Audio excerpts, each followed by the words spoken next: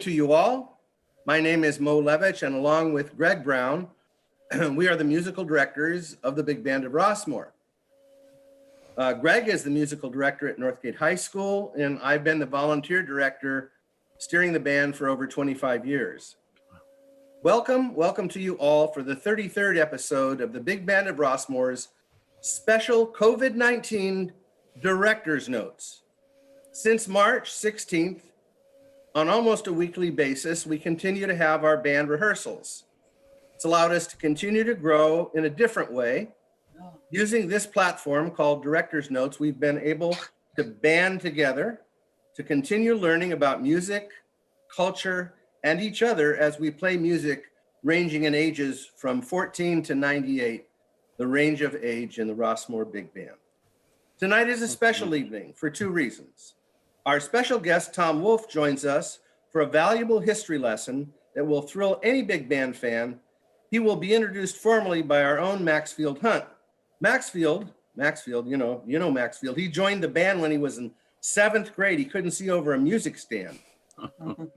He became a featured soloist with the band. Additionally, as a communications major at San Francisco State, Maxfield is also our producer and director for these director notes, and we want to thank you for that, Maxfield.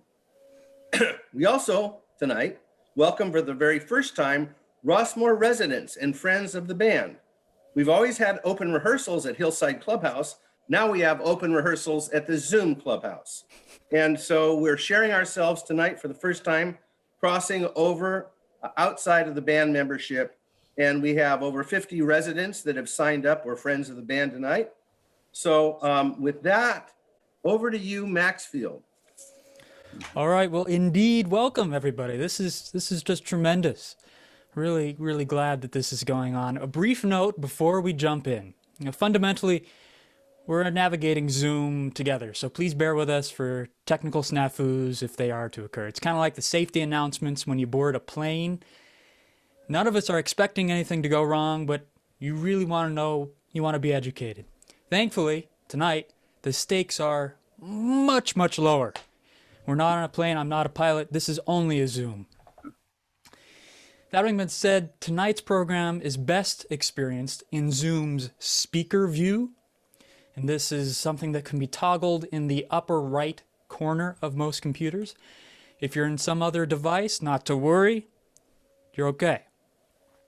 Secondly, so far we're great on this regard. In many of the other Zooms, you hear horror stories of people making a ruckus. You got a naked guy in the background. Thank you so much for being cognizant of these sorts of things. We ask that you remain muted until we have a discussion, which of course it's coming. And by all means, at that point, bring it on. The mission of Director's Notes, the Director's Notes series, rather, beyond just keeping our band together, is founded in history, as Mo suggested. It's important to remember that the notion of having an intergenerational big band means that half of our members are not yet cool enough to live within the walls our band is housed in, right? And this is really incredible. And in order to take a bandstand as a big band authentically, it is vital that we have first-hand accounts of the sounds, the textures, and other sensations that brought us to where we are today. Here we are, able to commute, compute, create, curate, consume all the devices we put in our pockets. Well, along this lineage, where does supper clubs and where does big band jazz fit into this larger cultural narrative? For this, we're hearing from Tom Wolfe. We are joined by a man who just epitomizes the elegance and prestige that is the supper club. Tom Wolfe has lived many lives. I'm telling you, this chap, so fancy, he founded a concierge organization which is intimidating to even try to pronounce. Come on. Indeed, he is America's first concierge. Today, Tom resides atop Nob Hill in San Francisco, where he is the chief concierge and, of course, director of heritage at the Fairmont. Tom, we really appreciate you for joining us. Maybe you could start off telling us a little bit about how you got to where we are today. Well, that's a tough intro to follow there, Max, but you did it. That's great. Great. I mean, you should be up on the stage of the Venetian Room, really. So in many ways, and you know what? Maybe one day that will happen. So good evening, everybody. And it's such a pleasure to be here. And I want to thank Maxfield, because Maxfield was the person who provided the link for that. He's right. I've got this kind of having done everything, which is a great resume to have, you know, to do everything. And let's start off with a quick short form of how I got where I am today. I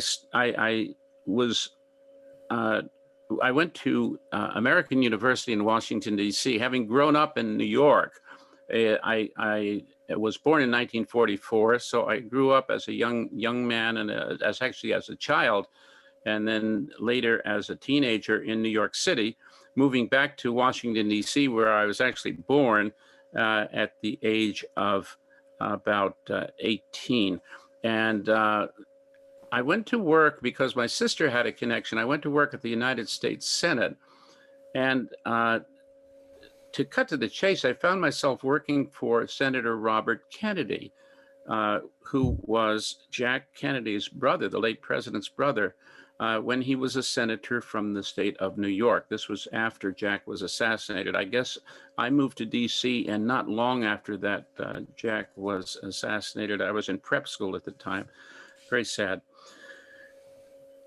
From that, I went on to college, did my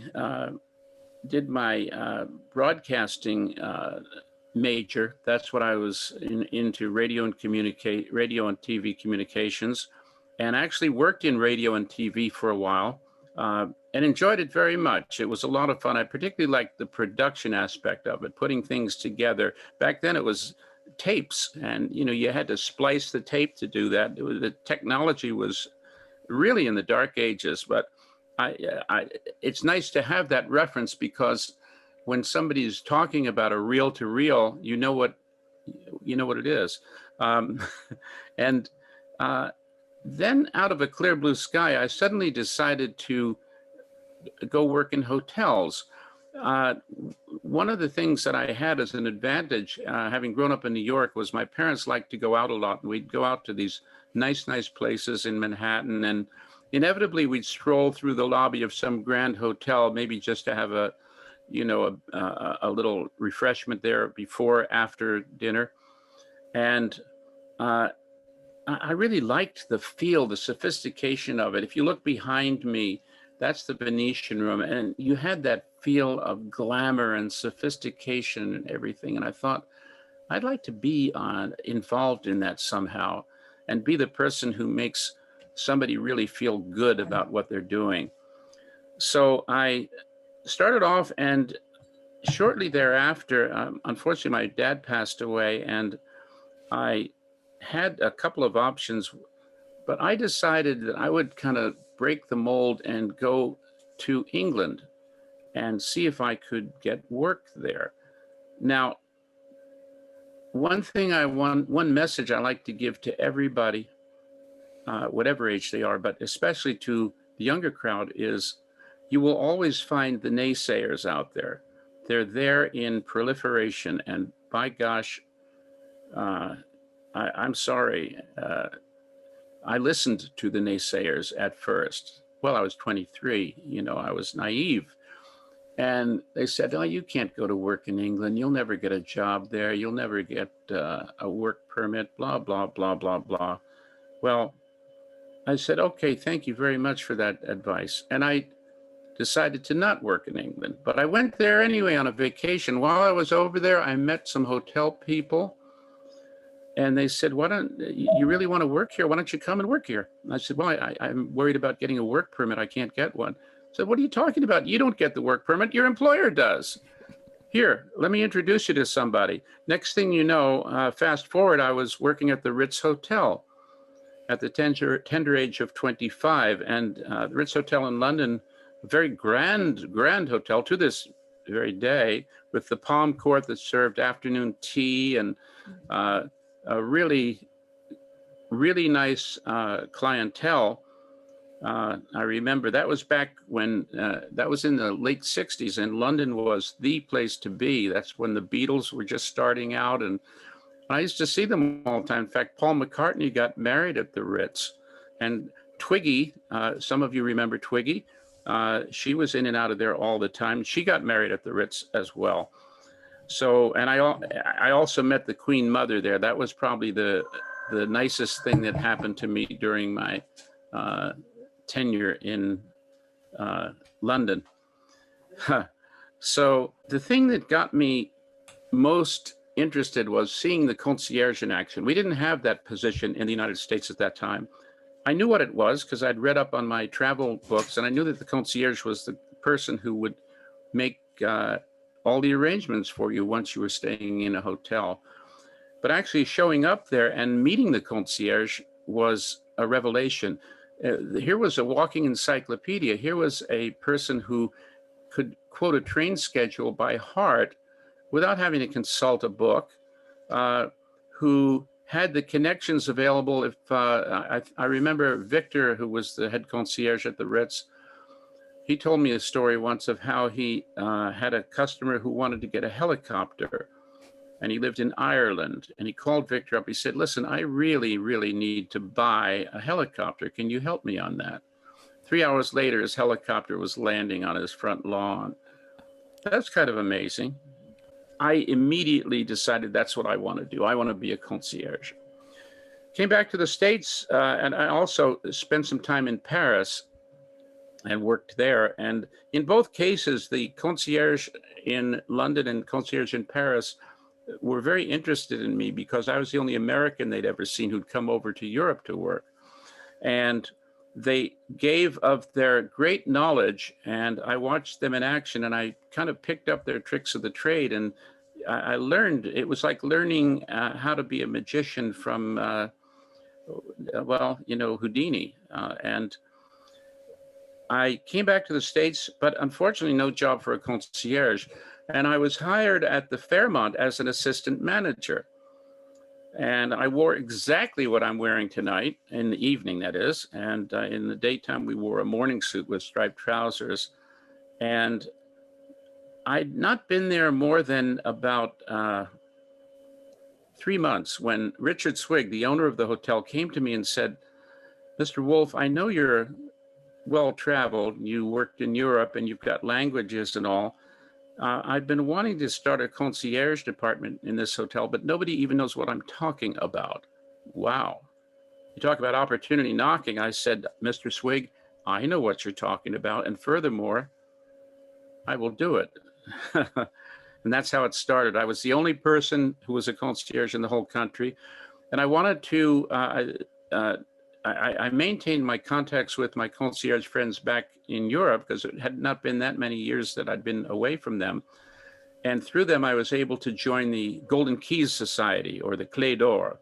And that's the folks you see that have the crossed golden keys on their lapels. Thing of being not only the first concierge, but being the first member of the Clé d'Or in the USA was really something. Next thing you know, the newspapers got a hold of it. And once they did, and people realized, hey, this is something really special. This was, you know, kind of groundbreaking. It was something that didn't exist. A great, great service for the guests, because we at that time were very good at doing things in volume. We could serve 1,000 breakfasts at a convention. We could handle an arrival of 500 people like it was nothing. But pity the poor person who just wants to get his wife's shoe fixed, and while he's at it, change his airline ticket and do a few other things that are normal things. He'd have to go from pillar to post to do any of that. So that's what the concierge is. One-stop shopping for everything. Please set me up with a really good restaurant tonight. It's a special evening. We're celebrating our anniversary.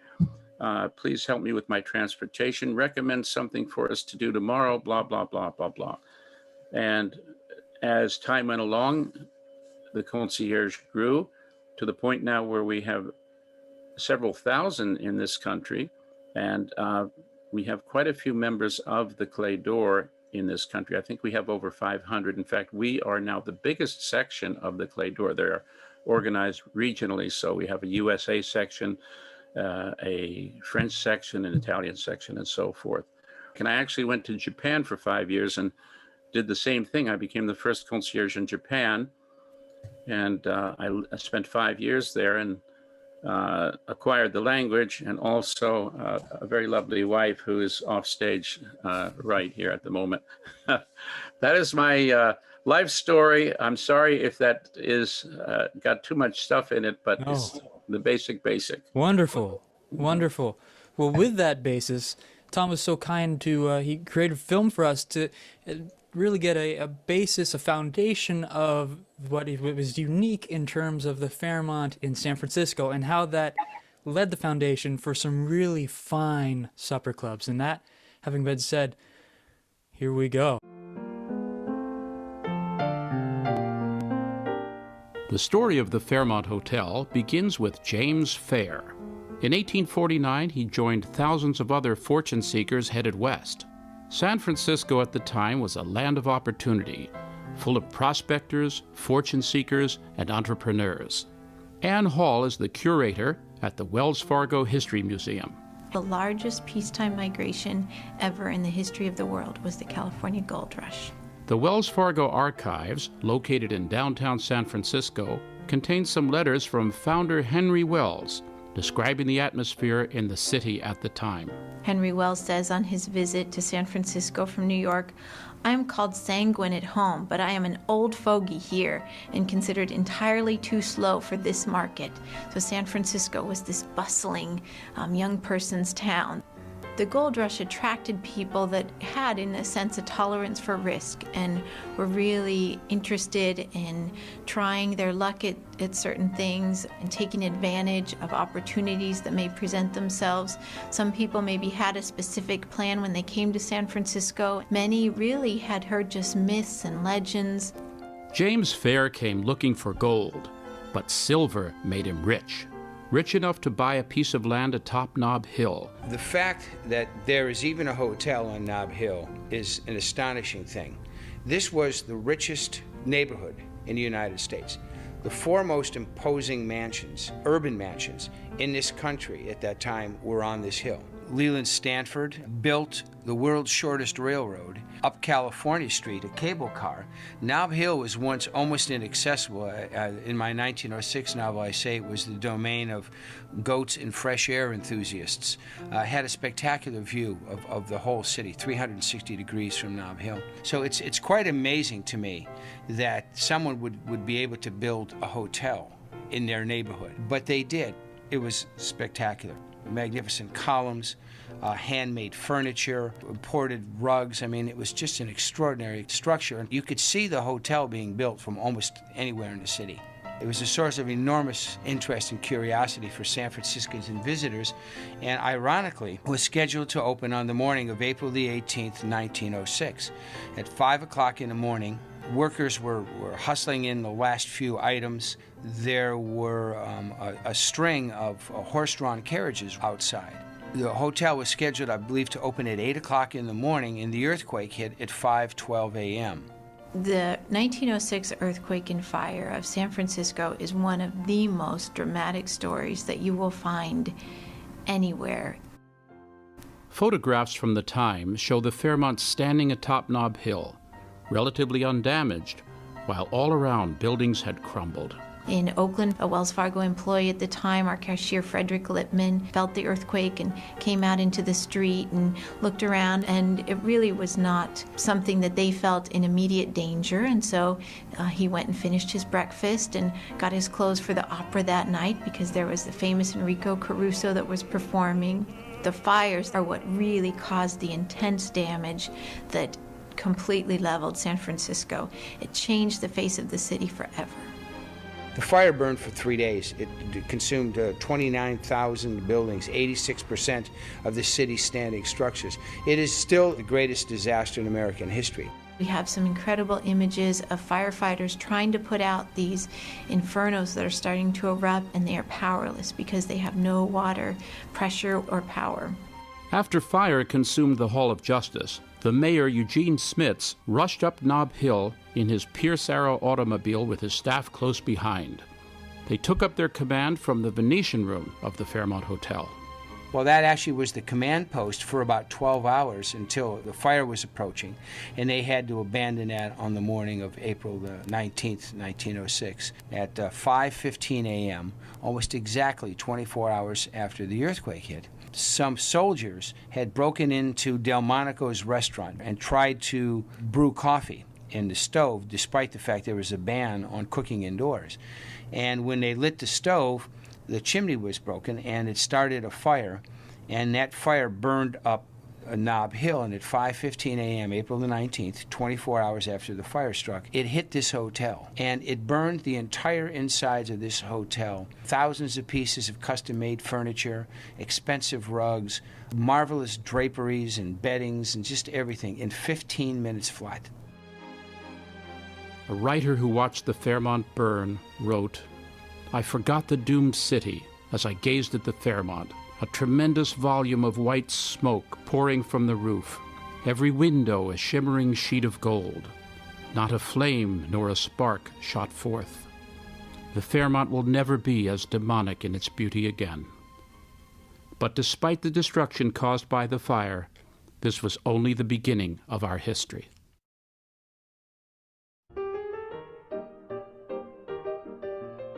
You can't measure a loss until you fully understand what it was that was lost. And what we lost was one of the greatest, most amazing cities in the world. And there was so much money, so much opportunity. It was a marvelous place. Before the earthquake, the ownership of the hotel had passed from Tessie Ulrichs to two brothers, Herbert and Hardland Law. The Law brothers vowed to rebuild. As the Fairmont Hotel rose again from the ashes, it became a symbol of the renewal of the city. The time after the fire and earthquake was an extremely emotional time, and as far as the actual damage, you had this incredible array of individuals that were now homeless or had no belongings or had lost loved ones in the fire. You had to somehow maintain confidence that the city was physically safe, that they would economically rebuild and recover. Wells Fargo was part of many other institutions that came together and decided, how can we physically support and economically support the activities of San Francisco, and also send a statement that we are in the process of recovering and don't leave. And internationally, people were sending outpourings of support for this young, vibrant city that had been struck down. The first major business in San Francisco to reopen was the Fairmont Hotel. It became a matter of some pride to see who could get a major business reopened, and the Fairmont Hotel won the race. Using drawings by Julia Morgan, the very famous architect who later built Hearst Castle for William Randolph Hearst, the most famous female architect in all the world. She redesigned the inside of the hotel, and they worked literally night and day, around the clock, 7 days a week. And 1 year later, exactly 1 year, they reopened this hotel by doing a really extraordinary thing. They actually built this from the inside out. So they had to build all the floors and all the infrastructures and all the plumbing and make it conform to the outside of the building. I don't think anybody had ever tried something like that before. And on the morning of April the 18th, 1907, 1 year after the earthquake and fire, the Fairmont took its place as one of the great stories, one of the great icons in all of San Francisco history. A grand ball was held to celebrate the opening. Journalists reported that the guests consumed 600 pounds of turtle, 13,000 oysters, and cascades of champagne. At 9 p.m., a great display of fireworks illuminated the new skyline of San Francisco, which had risen from the rubble. The city would survive, with the new Fairmont Hotel as its crown jewel.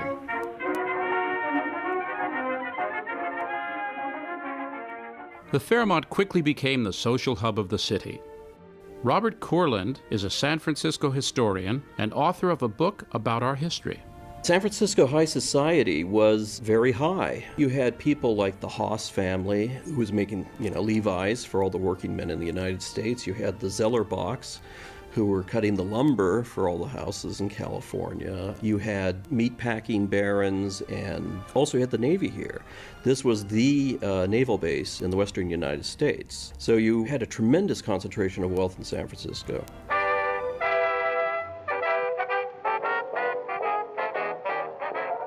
The hotel continued to flourish through the First World War. In 1915, San Francisco hosted the Panama Pacific Exposition in what is today the Marina District. The Fairmont housed many of its most important visitors. In 1921, San Francisco's first popular radio station went on the air, broadcasting from the roof of the Fairmont. Throughout the 1920s, the hotel was a gathering place for the elite from all over the world. In 1929, on the eve of the Great Depression, new owners of the Fairmont decided to build San Francisco's first major hotel swimming pool. They called it the Plunge. Famous guests like Helen Hayes and Ronald Reagan swam there when they were in town. Betty Hirsch May recalls training there in the late 30s and early 40s. I'm Betty Hirsch May. I was a member of the Fairmont Hotel swim team. Every day after school, that's the first thing we did was run to the pool. And on the far side, you go out onto the terrace, and we used to sunbathe out there. It was wonderful, absolutely wonderful.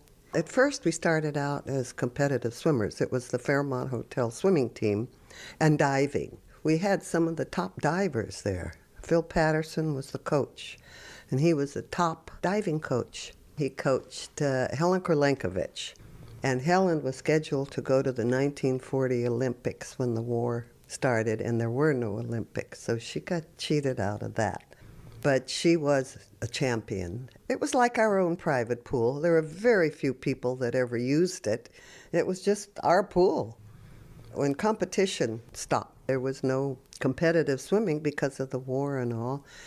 Phil Patterson turned to synchronized swimming. We used to go to the Army bases and give shows at the Army bases. And when the United Nations came to San Francisco, they had their big ball at the Fairmont right off the pool.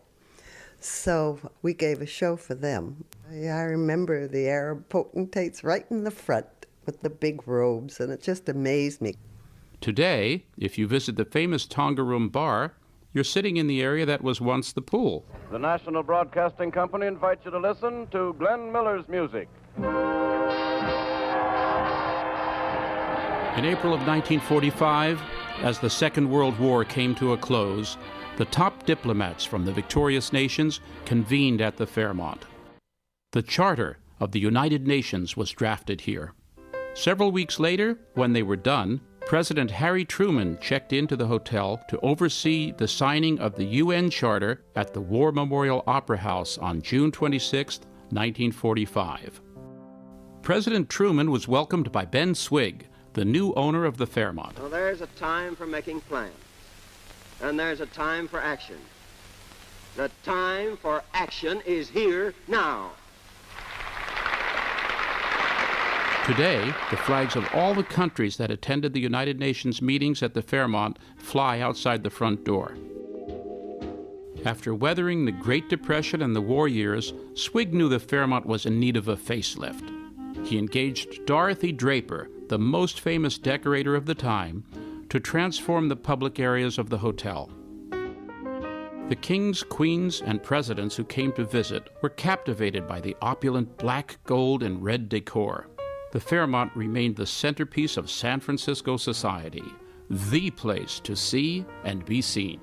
Rick Swig is the grandson of Ben Swig and served as president of the Fairmont Hotel Company for several years, following in the footsteps of his father and grandfather before him. It was a family business, and at least two generations of my family lived there at various times. And my grandfather lived there from 1946 until his passing in 1980. That was a place where you went. That was where his office was. That's where he had people as guests personally within his own apartment. So one could walk into his apartment at any time and find yourself in the presence of a senator, a visiting prime minister, a great artist, a great writer, a cardinal, a bishop, a business leader. It was quite extraordinary. And we were just kids visiting our grandfather, yet you might walk in and there was Senator Kennedy. Former Mayor Willie Brown reminisces about a visit by then-President Bill Clinton. We brought him into the Fairmont. He stayed in one of the suites. We brought him downstairs, and in the process, he was scheduled to speak to us. And I would have the great pleasure of course, introducing him. And there was a little bit of a delay at the start of Bill Clinton's presentation. I presented him with an appropriate acknowledgement, and he bowed as if he was in the presence of a king or royalty. And then when he stood up, he apologized to the crowd for the tardiness of the commencement of his address, but he said, "You should know that between myself and Mayor Brown, we couldn't decide who should enter this room first." The Fairmont has hosted every president since William Taft. Scotty Morris is a San Francisco photographer who recalls photographing former President Truman here at the hotel. When I was a very young photographer, ex-President Truman came out for Kennedy for president, and he was campaigning for him. And we were using speed graphic cameras, which in those days, you could shoot one picture maybe every 25 seconds. And I was very new, and I missed the picture. And I said to the President Truman, "Mr. President, would you repeat that, do that again?" And he turned and he looked at me and he said, "Son, when you work with me, you get one chance and one chance only." He was great. Along with visiting royalty, movie stars, and political figures, our guests have also included many great musicians. The Venetian Room reigned supreme as the preeminent San Francisco supper club for more than 40 years. It's hard to imagine a more intimate, glamorous setting than the Venetian Room in its heyday. Michael Mendelsohn photographed many of the stars at the Venetian Room. We asked him to describe the setting as he remembers it. Dick Bright would be playing before the headliner would come on, and the women were all dressed beautifully, and the men were all impeccable, and Herb Cain would be there. He was a very famous San Francisco columnist. It was the place to be when these headliners came through town, and there were hundreds of them. Rick Swig was given the task of booking the talent for the last several years of the Venetian Room's existence as a music venue. The talent that we had in there and the history that was made in there during my tenure and the previous 30 years was really tremendous. There were racial barriers that were broken. When Lena Horne refused to play Las Vegas because the owner of the hotel wouldn't allow her to stay in the hotel, this was a given at the Fairmont in San Francisco. Of course you stay in the hotel. One of the more interesting bookings was credited to yours truly when I booked James Brown in the room, and Mr. Brown had never worked in a white nightclub. I was wondering why he was so friendly. He explained to me, he said, I've never been booked in a white supper club. The same thing with B.B. King. Never been booked in a white supper club before. And me, coming out of the 60s, being a graduate of that music, when given the opportunity to book B.B. King or James Brown, are you kidding me? This was an honor and a pleasure. We were a museum that was still presenting phenomenal music by artists that the word legends is made for.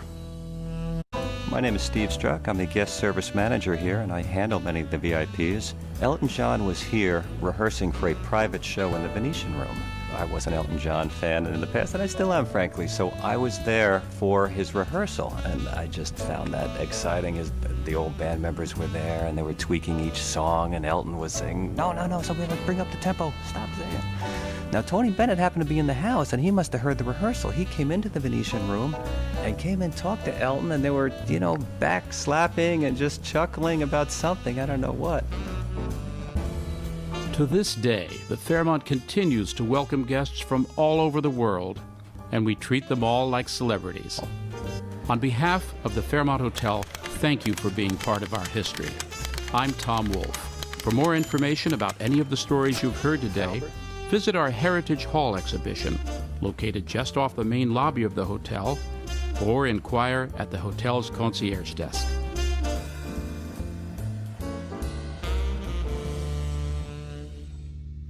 Well, Tom, that begs the question, if this is now the preeminent space in San Francisco, if you could explain a little bit about high society and how that parlayed itself into supper clubs. Certainly. Well, the society, because it's also known as society. High society is also known as just plain old society. Plain old is not really a good word, but high society and society are synonymous.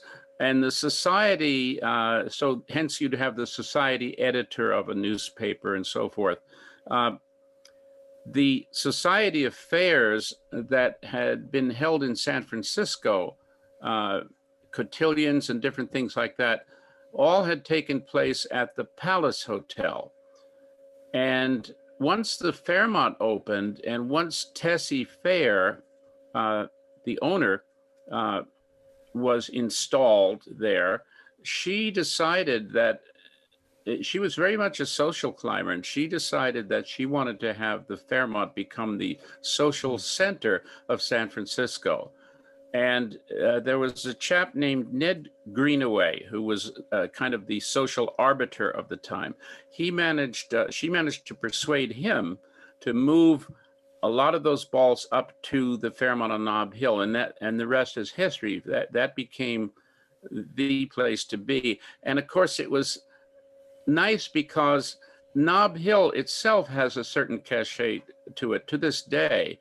Nob being short for nabob, and meaning someone of great wealth. And the society, the definition of it is the movers and shakers and the important people of the city. Now, interestingly enough, high society in the USA was not quite the same as high society overseas, to wit, England. In order to be in society in England, you had to be from a noble family, the aristocracy, which we don't have in the United States. We did not have the aristocracy per se. And so I remember very well being at the Ritz and watching all of these people and, dealing with aristocrats. Lord Carnarvon used to come and stay there, and he traveled with a valet, and the valet would have lunch with us because we were in an upper echelon dining room. So it was all about the caste, kind of a caste system in England. Whereas in America, if you had become the land of opportunity, if you'd become famous from doing something like Mr. Fair, James Graham Fair, he made a fortune in silver through the Comstock lode, the consolidated mining up in Nevada, which everybody thought was finished. And he had a keen eye on mining. He had experience in that, and he felt that no, there's plenty of silver in there if we mine it correctly. And he and his partner went around and purchased. I think his partner had a saloon up there, and they purchased all these shares of Consolidated Mining, Comstock, for next to nothing because everybody thought it was tapped out. Well, guess what? It wasn't. And James Fair proved that because he then went in there and got out so much silver that he became, he was just an extremely wealthy person. Even though he came from a somewhat humble background from Ireland, but he instantly was skyrocketed to high society, along with a number of other people who made money with the railroads and different things. That's how San Francisco was. It's very interesting, and there are books about that. I have some in my library, and although James Fair was very wealthy, he was known as Bonanza Jim. That was his nickname because he made his money from the Comstock lode, which was indeed a bonanza. But he was also known as Slippery Jim. Why? Because he was a landlord. He owned a ton of real estate. And his modus operandi was, I think, kind of interesting. He would buy, or rather, he would rent an apartment or a room to someone, and he would make them sign a piece of paper that said that they were responsible for all maintenance. That's an interesting twist. Okay, well, what does that mean exactly? You know, well, what if the building needs a coat of paint? Well, I'm not going to paint it. It's not my house. I mean, I live here, but I don't own it. So, and if a pipe starts leaking, well, you're sure as heck not going to go out and hire a plumber to fix it, because then you'd have to pay for it. So you're going to just put an old rag around the old leak there and a bucket underneath it. So therefore, he became, aside from being a very famous landlord, he also became a slumlord, and his buildings were not very nice after that. And yet he had this idea. He had a beautiful house down on Bush Street on Nob Hill, which I hope I don't offend anybody when I say that that side of Nob Hill is, you know, not considered the fashionable side. The south slope of Nob Hill, I think, is how it used to be referred to in real estate things. And he wanted a house up on the very top of Nob Hill, and he bought that plot of land where the Fairmont now stands. And he wanted it for his own home. He wanted to have another grand mansion. He wanted to be up there, right up there with the Floods and, you know, the Huntingtons. And he wanted to be part of that Nob Hill rarefied air brigade. He unfortunately had a falling out with his wife and wound up dying with nobody at his side except a nurse and a doctor, and that was it. However, the money then passes on to the wife, his wife, and to the daughters, and they take the ball and run with it. They decide to build the Fairmont Hotel. Some of people said that it was in honor of their dad. Having been through a lot of different books about that, I take a slightly dim view or a jaundiced view of that. I think it was that Tessie, the great social climber, these girls they were very high society. They had been to Europe with their mother, and in fact, some of the pieces in the Fairmont they brought back with them from Europe. Those Venetian mirrors, hence the Venetian room you see behind me, the Venetian mirrors and different things they brought back with them. Very high society they were, as was a lot of the people, as I say, even the Floods and so forth. What is a supper club? Could you lay out the land in terms of what we would expect? What were the notorious ones, and perhaps who would play them? Sure. Well, now, the most famous supper club of all in San Francisco was the one right behind me, the Venetian Room. And Ben Swig bought the Fairmont in the, let's see, when was it? It was in the 40s, it was right after World War II. I'd have to say, hazard a guess of about 44 or 45, okay? He buys the Fairmont Hotel, which at that time has kind of been run down and is like an old folks' home. It's been described as the residents were sitting around in the lobby amongst the potted palms there, and pretty depressing kind of place. Not no life to it, no glamour, no activity. Just kind of had gone downhill quite a bit. So he brought in Dorothy Draper, who was a lady who invented interior decoration. I mean, I really mean that. That's somebody you want to look up and see about.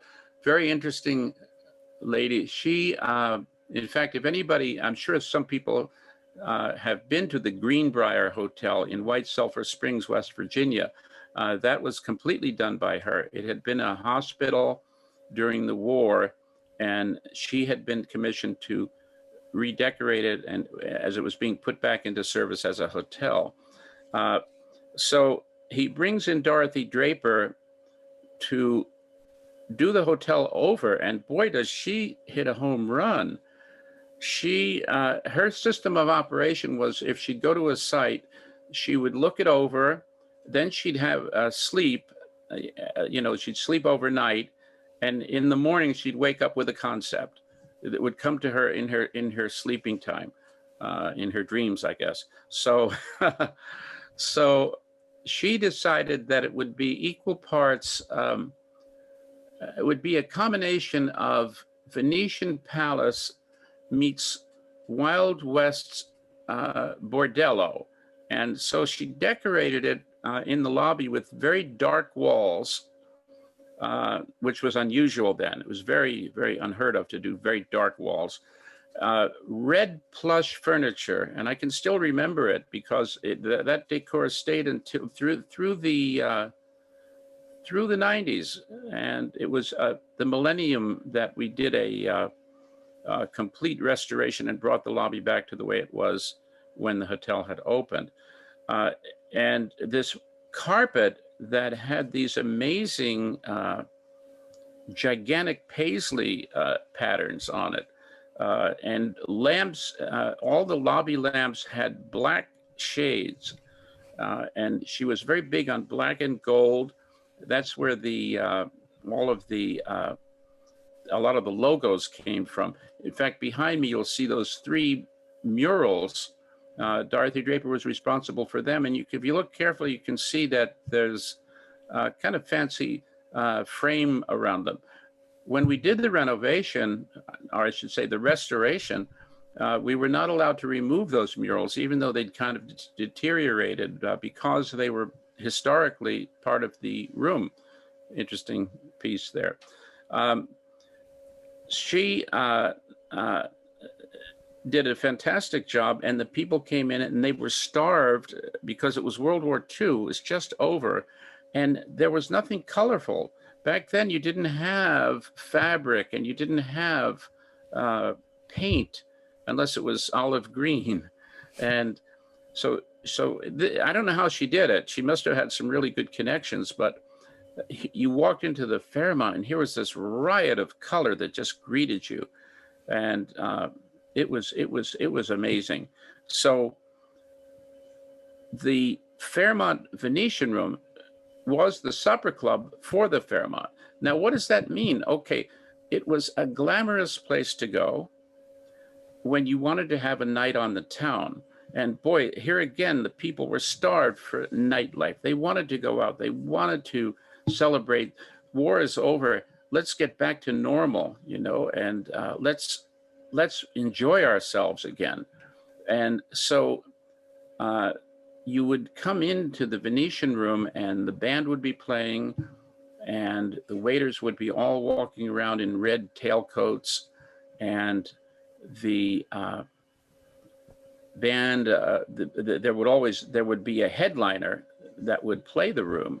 I'm thinking behind me that might be Peggy Lee, but I'm not sure. The interesting thing about Ben Swig is that Ben Swig,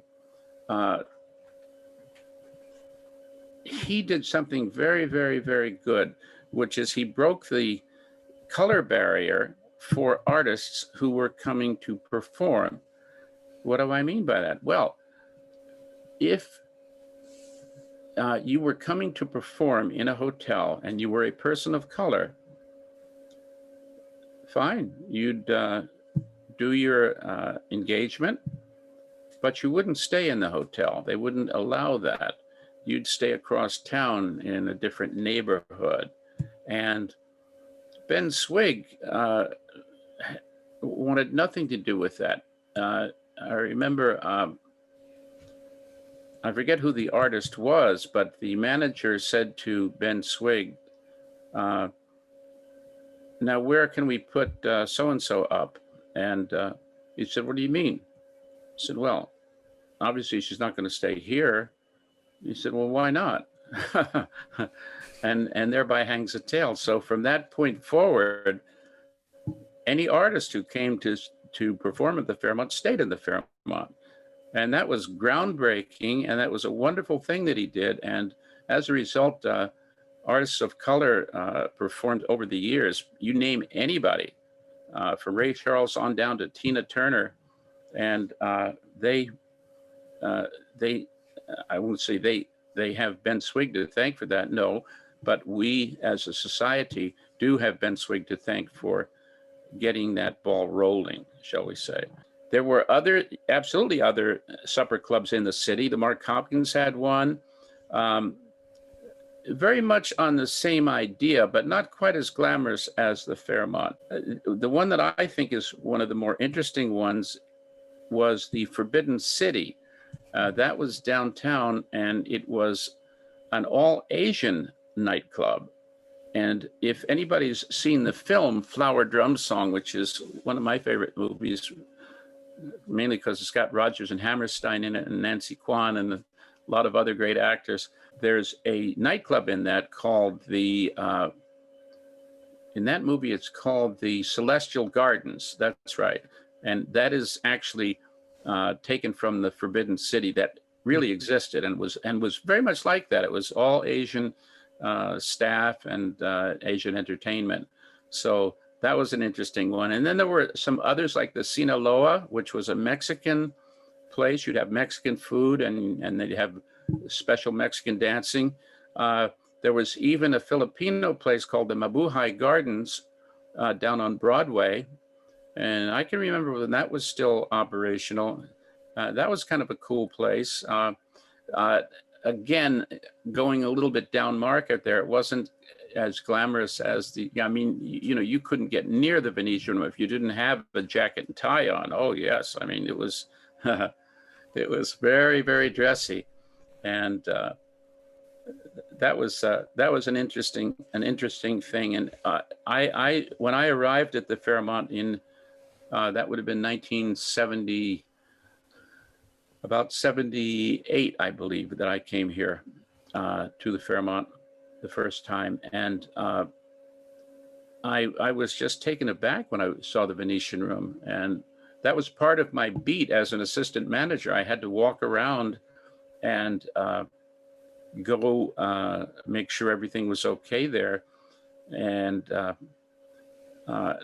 I used to go in the side door to be very discreet when the show would be on.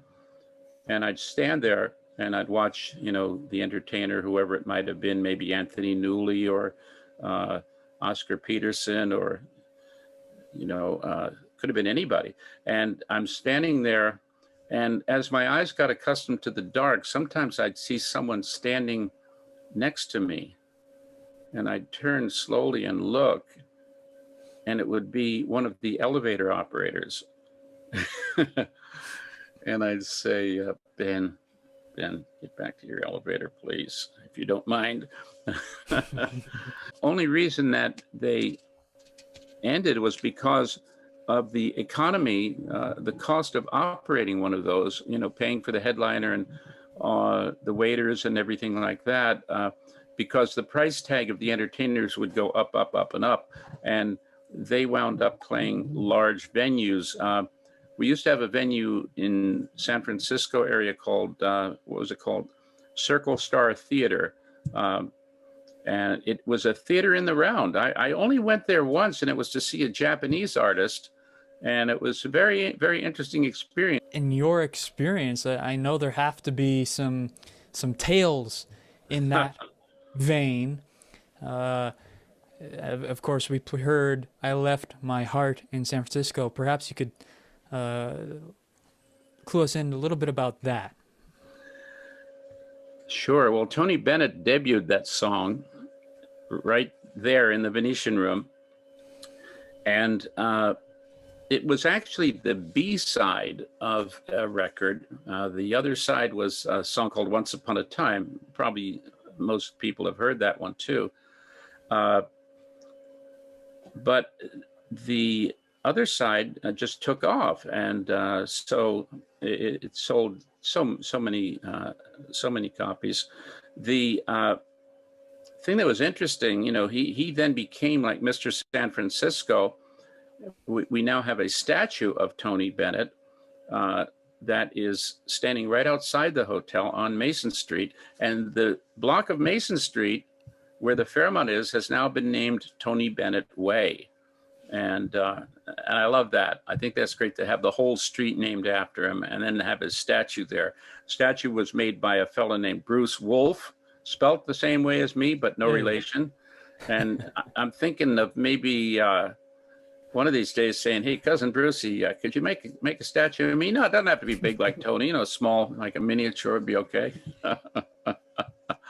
But that was, I think, the defining moment of Tom Wolfe, the Fairmont, the Venetian Room, Tony Bennett, and everything. I've known him for like 40 years, and one of the nicest things about him, he is like, first of all, one of the nicest people you will ever meet in your life. He always will take time to stop and talk to you and, sign an autograph for somebody. And when he would come to stay at the Fairmont, which was very often because even after the Venetian Room closed, if he was doing a gig in town, the Fairmont was the place where he would stay. And he would make a point of coming over to the concierge desk and standing on the side. And I would catch with my peripheral vision, somebody's over there, and then I'd turn and there he was, Tony Bennett. Say, "Oh, nice to see you again." He always wanted to just say hello to me, and he's been very, very nice to me over the years. Now, the great story. The 50th anniversary of I Left My Heart in San Francisco. This is a few years ago. I meant to look up the exact date, but it really doesn't matter. It's just call it 7-8 years ago. It was the 50th anniversary of the debut of the song in the Venetian Room. UCSF, the hospital, put on a charity event in the Venetian Room, and everybody had to wear black tie. And Tony Bennett was the guest of honor. He was the person who was the entertainment. And he was going to be celebrating the I Left My Heart in San Francisco. Well, during the day, there was all this activity at the Venetian Room. I mean, every single manager in the whole place was pressed into work there. Come on, move some chairs here. Help me out here. Help me with this reservation book. I got to get this done. We're on a deadline here. And so they didn't ask for my help, which was fine. That's okay. I was willing to do anything they wanted, but they didn't need me. And what I did do, knowing the Fairmont the way I do, I went upstairs to the level right above the lobby, and there's an access to the light booth for the Venetian Room with a little window, not much bigger than like a good-sized TV these days. And I was able to watch him rehearse for a little bit. And anyway, I came back down and I went back to my work, and then it was time for me to go home. And I believe that was, my wife and I were celebrating something special. I can't remember if it was our anniversary or something. I don't think it was our anniversary, but we were having a little special thing where I was cooking dinner for her, and I was going to make something very nice and very special. And so I was, working my way around the kitchen, and the phone rings, and, I grabbed the phone, and it was the general manager of the Fairmont, Mark Huntley, calling me. Mark's a good friend of mine and known him for many years, and he was the one who recruited me to come back to the Fairmont, because I left in about let's see here. Well, I left early in the 80s and I came back in 1995. And Mark said, and he's a British guy, right? He says, Tommy, you've got to help me out here. And I said, "Well, what is it, Mark? I'd do anything for this guy. He's a great guy, right?" And he brought me back to the Fairmont. He said, Tony Bennett is having his event tonight. I said, "Oh, I know that very well. Yes, indeed." He said, and his announcer has got laryngitis. Tony personally asked if I would call you and see if you could stand in for his announcer and, announce him onto the stage and, so forth.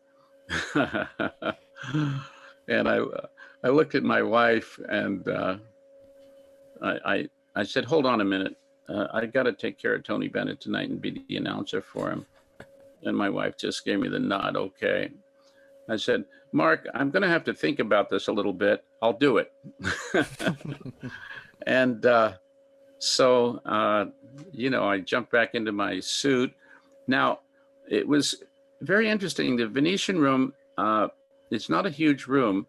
And when you walk through the big double doors at the entrance, they had a big sound table right there.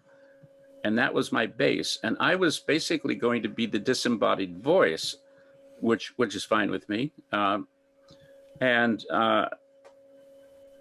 So I took my cues from the sound guy. I had to do a little business with the host first, a little back and forth where I was, he called it the voice of God. I'm not that presumptuous, where I had to go, yes, Bill. Yes, we know you're ready tonight.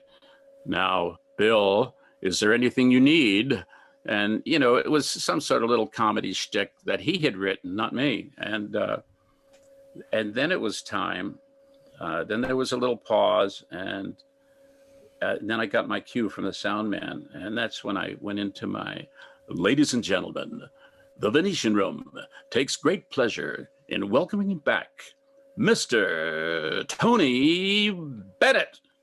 And then, it was like the piano played this little, what do they call it?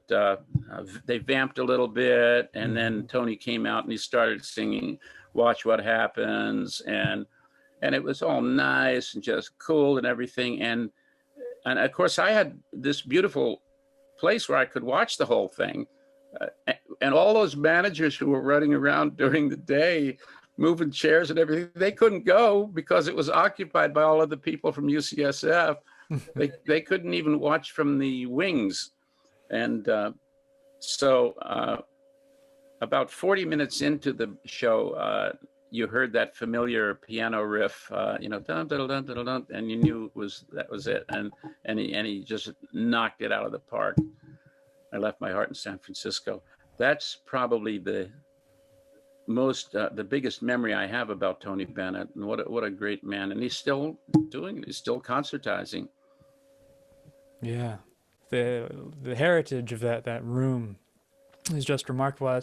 As I was emailing you in preparation for this, I was trying to, you can walk down Heritage Hall, which is it's one of the halls in the Fairmont, and you just pass every single person you could possibly think of, and it is just amazing.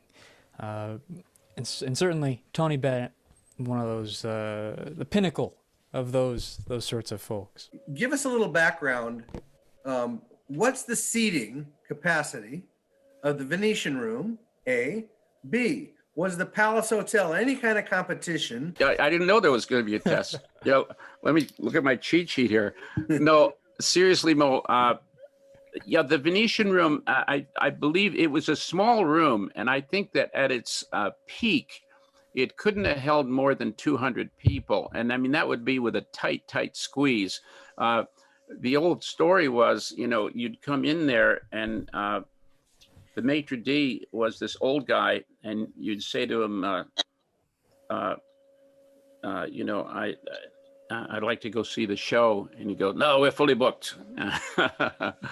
And then some money would pass hands. And for some reason, I don't know how he did it, but he could tell if you slipped him a bill, what denomination it was. I don't know how he did that. I don't know if you can tell with the ink or whatever, but he knew if it was like a 20 or a 5, he'd know. And based on that, suddenly a waiter would appear from the wings bearing a table on his head, and another waiter bearing 2 chairs, and they would suddenly wind up ringside for the show. Speaking of the Garden Court, beautiful room in the Palace Hotel, reminiscent of the Palm Court at the Plaza Hotel in New York. And I did work at the Plaza for a while before I came back to San Francisco. That was no competition at all, because they didn't have a supper club or a showroom per se. I think the St. Francis did back in the day, and certainly the Mark did, but not the Palace. They had an orchestra that was led by a fellow named Ernie Heckscher, often mispronounced as Ernie Heckshire, but it was Ernie Heckscher. And Ernie Heckscher was a very, very nice looking fellow. He had, Ben Swig had hired him way back when on a 6-week contract. And he just stayed.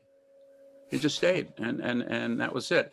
Now, you had 2 shows a night. You had a 9 o'clock show, and then you had another show at midnight. And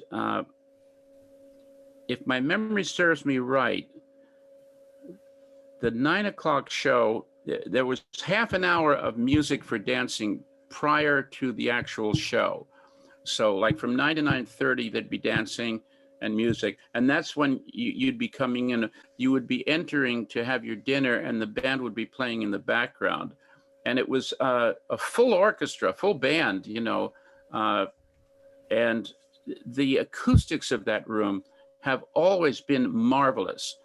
You couldn't ask for a more perfect room as far as acoustically it goes to play, whether it was an artist singing by themselves or somebody with, you know, a big band, or just Ernie Heckscher and his orchestra playing. It was, you know, immediately giving you the mood. So, and you'd come in, you'd wait your turn, and then the maitre d' would come in and seat you. And here again, getting a good table, which there really wasn't a lousy table in that room at all. But to get that ringside table, you'd want to shake hands with the maitre d', so to speak. Right. And then you'd get led to your table, and then the waiters would come over. And these guys were, I mean, these were the pro waiters. These were the guys who'd been doing it all the time, and they knew just how to do it right.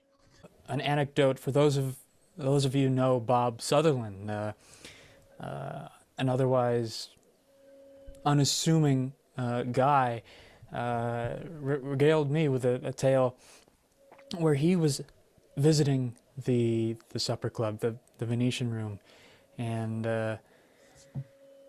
I certainly won't do it justice, but effectively drank to a greater degree than he was typically used to, and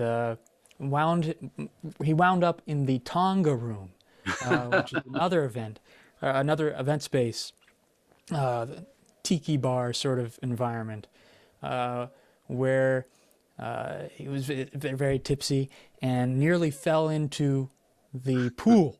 And so for those of you who know Bob, you would not expect that out of Bob, but the guy, Bob knows how to party. And so that's kind of a funny Fairmont-oriented tale we can bring back to the Rossmoor Big Band. Maxwell, this is Jamie. I have a question for Tom, and since we're a big band, I'm curious what of the big bands that we might have heard of over the years have played in the Venetian Room. Wow, that's a good one. I always think in terms of artists that have played there, because what would happen is, you'd have somebody like, let's say, Anthony Newley. He was a popular artist there, the English guy. He might have 2 or 3 musicians traveling with him, and then they'd be augmented by the rest of by other people from the band. There was, I remember John Denver did a gig there, and he had maybe 4 people with him, but he again, they added people from Ernie's band. I'm hard pressed to think of seeing a big band playing in that room, because you already had one in situ, if you follow me. You had Ernie and his guys there. Referencing the Heritage Hall, there's a playbill there. And if I could be mistaken, but I recall seeing in the span of just a couple days, you had Sammy Davis Jr., you had Ella Fitzgerald, you had the name escapes me, the guy who did Beyond the Sea, Bobby Darin, all within the span of like a week. And it just is astonishing that you could have theoretically, if you were part of this social environment, gone for a week worth of concerts and kind of knocked everything off the list in terms you could possibly think of in terms of entertainer. And from a big band perspective, as someone that sits in the back row, what a gig to be in the Ernie Heckscher band. Oh yeah, sure. My goodness. And, yeah, I mean, here were musicians who had literally a full-time job, and they had to do 2 shows a night. So I'm over there as an assistant manager. I'm still in my 20s. You know, I'm like maybe 29 when I went to work at the Fairmont, and here were these guys, you know, who all were, dare I say, older than me, you know, and they'd play their first set, okay, and you know, I'm making my rounds. I go through the Venetian Room kitchen, and now it's between first set and second set. So what do they do in the meantime? Well, they sit around and they're drinking stuff. You know, I didn't know what they were drinking. They went back and they played a perfect set. They weren't losing it, you know. I mean, or not excessively. They got home okay. That's funny. And there is still music, at least until recently when everything closed. There still remains music on a regular basis. Absolutely. I saw Stacy Kent there, and you know, this was an artist I just discovered one day. I had the radio on and I heard this woman singing a song called "The Summer We Crossed Europe in the Rain," which is a great title right there. If you can remember it, that's good too. And she had this nice dreamy kind of voice, and I thought, wow, she's good. And when I researched her, man, she's everywhere. She's like got a gig in every city around the world. And all of a sudden, I found out she was appearing at the Fairmont. And so I went to the Venetian and saw her, and it was one of the best things I ever saw. She's got a small group that she travels with, and her husband plays the sax and I guess some other stuff. So Stacy Kent was one of the people I've seen there. I also saw Marvin Hamlish there. He was terrific. What a great piano player. And unfortunately, not too long after that, he suddenly passed away. He was awesome though. It was really, really good. Okay, Ella Fitzgerald. Who doesn't like Ella Fitzgerald?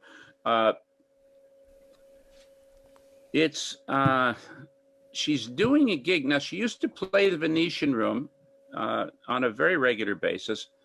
She's coming to town now, and she's playing the Masonic Auditorium, which is just up the street from the Fairmont, okay? And she goes up there, and she does her gig. I have to work that evening, and I'm dressed just like I am now, and I'm... now the concert is over and the people are coming into the hotel, you know, a lot of people at that Masonic, and they're coming into the hotel to have a bite to eat, because there was a restaurant there in those days called the Brasserie that was open 24 hours a day. So I guess it's about 10:15, something like that at night. And I'm doing my rounds, and there's Ella standing in line. Here's all the people from the party, from the show, you know, the people who had seen her. And here's Ella in there in a nice fur coat, waiting in line, along with them. Nobody even knows it's Ella Fitzgerald. Well, I mean, who would have thought, right? I mean, Ella Fitzgerald behind me, waiting in line, you kidding? So I saw her, and I knew her pretty well, and I said, Ella, what are you doing here? Take a walk with me, come on. And she said, I just want to get a bite to eat, honey. And I said, well, we'll arrange that. Come on over here with me. So I took her into the brasserie, and there was a little anteroom there. And I said, have a seat there, Ella. And I said to the maitre d', I said, okay, Louis, who was the last party that you seated? And he said, oh, Mr. Wolfe, it was that young couple over there. So I looked over, and I could see they had the program on their table from the show.